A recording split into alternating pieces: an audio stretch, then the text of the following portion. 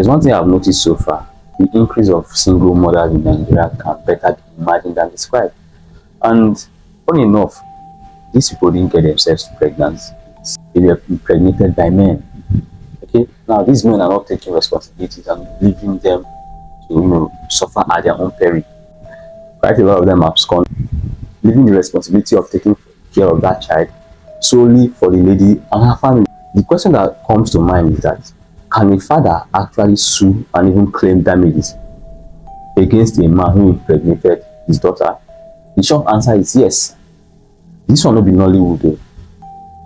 This one will be Nollywood though.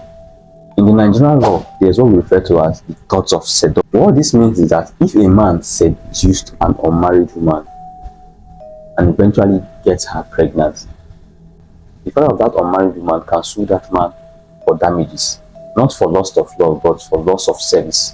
The girls who are in the family, like cooking, cleaning, and even taking care of her younger siblings. So when that girl is eventually impregnated, you just realize that she will not be able to do all these things. So that is where the father comes in. The father comes in to sue the man who impregnates the daughter to claim damages for loss of service. To look like we're a couple. You are joking. Yes, couple of friends.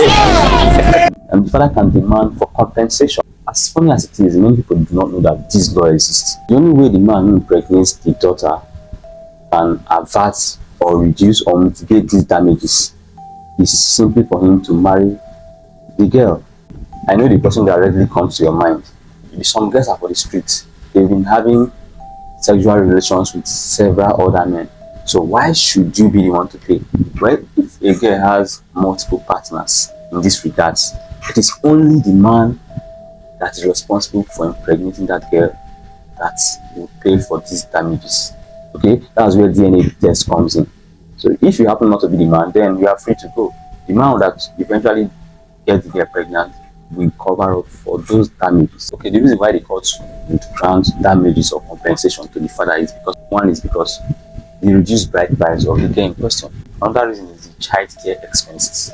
Now, the girl and her parents must have expended a lot of money in trying to take care of the child, buying, feeding, clothing, medical care for the baby. And this will be paid for until the girl is able to cater for herself and her baby. Then lastly is the mental stress this thing causes to the family. It could be social shame, it could be, it reduces the girl's marriage prospects. Now the question is this law still relevant in this time and dispensation? Is still relevant? The law feels like it's from the 1960s. Nowadays, people value consent and personal choice way more than outdated ideas of honor. The law is still there, but it's like an old Okada. Hardly anyone uses it anymore. So should we retire this law like a tired civil servant or keep it for the sake of tradition? So what do you think? Drop your thoughts in the comment section.